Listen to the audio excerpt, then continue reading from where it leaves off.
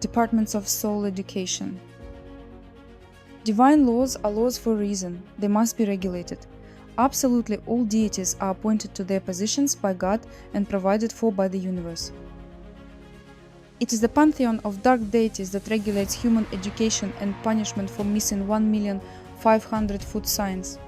Saturn, responsible for the fruits of karma, regulates all pantheons, or one might say, departments, that are responsible for various human vices.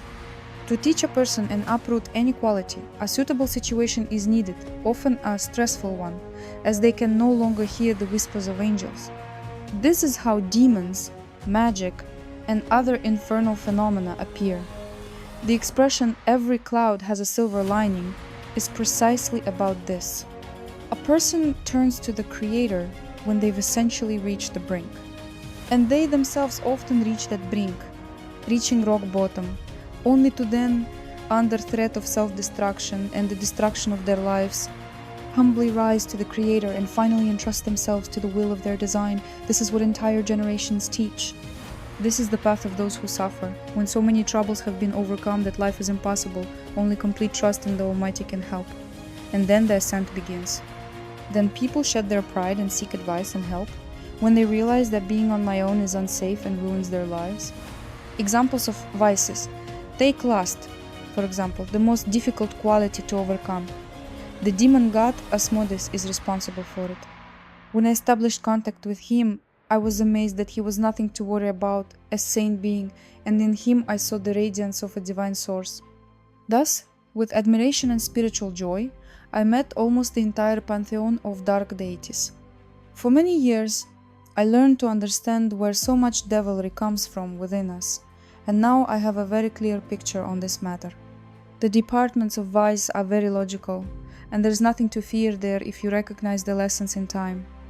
We walk in a mirror, and the underworld merely reflects our qualities back to us. Asmodeus showed me the boundaries of love and lust, and revealed the conditions under which incubi and succubi become possessed. In short, this occurs when pleasure comes first and love second.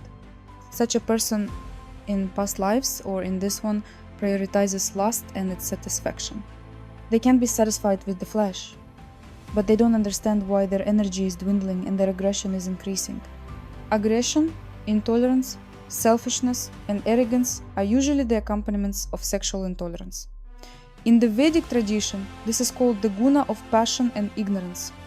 The only way out of this is through balancing the sensual and divine within oneself, and exorcism if one is already possessed.